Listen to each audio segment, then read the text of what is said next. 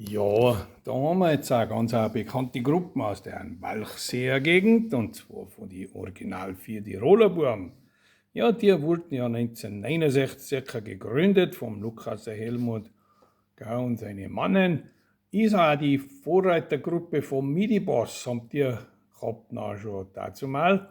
Und was ich auch noch da weiß dazu, und zwar hat der Lukas der Helmut den ersten Gitarrenverstärker, oder wenn man da sagt, von Bruno Windisch, der hat dies gehabt, ja, die haben halt einfach einen bärigen Sound gehabt auf der Gitarre.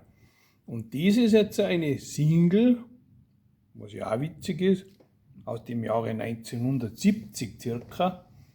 Und da los wir in so eine ganz bekannte Polka Gruß an Kufstein.